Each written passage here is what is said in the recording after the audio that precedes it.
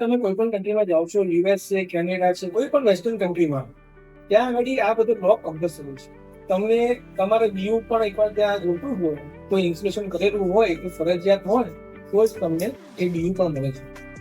અચ્છા, એટલે બીજું પરમિશન એના વગર મળે જ નહીં જો તમારે બિલ્ડિંગ ની અંદર આ ઇન્સ્યુલેશન સિસ્ટમ હોય નહીં તો. એ લોકો ત્યાં દરેક કન્ટ્રીના ટેમ્પરેચર પ્રમાણે દરેક કન્ટ્રીમાં અલગ અલગ થિકનેસો ડિફાઇન થઈ છે. એને અમે લોકો કહીએ છીએ R value.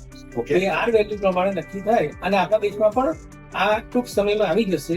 Already national building કોડે ઈસીડીસી કરીને એક લો છે, એ ડ્રાફ્ટ કરી નાખ્યો છે 2017, અને અત્યારે એને એક મેન્ડેટરી નથી રાખ્યો, પણ ટૂંક સમયમાં મેન્ડેટરી થઈ જશે. ફ્યુચરમાં એવું કઈ થાય કે બધી જગ્યાએ કમ્પલસરી કરી દેવાનું છે તો એ વખતે લોકોને કોસ્ટિંગ લગભગ ડબલ પડે એવું ખરું કે ના. વહેલા જાગૃત થઈને લોકો અત્યારથી નંગાવે? હા, એટલે પછી વધારે ડિફિકલ્ટી થાય. અમે લોકોની છેલ્લી મીટિંગ પણ થઈ ગઈ ગેડા જોડે, ગવર્મેન્ટ જોડે, અને દરેક કોન્ટ્રાક્ટર જેટલા પણ છે ગુજરાતમાં, તો ગવર્મેન્ટે કીધું કે આપણે સક્ષમ છીએ. અમે બધાએ કીધું કે ઇટ ઇઝ પોસિબલ. તો અત્યારે કરીએ તો ડિઝાઇન એલિમેન્ટમાં થઈ જાય, તમારો એસ્થેટિક બદલી ગયું. પછી કરવા જઈશું તમારો એસ્થેટિક બગડશે.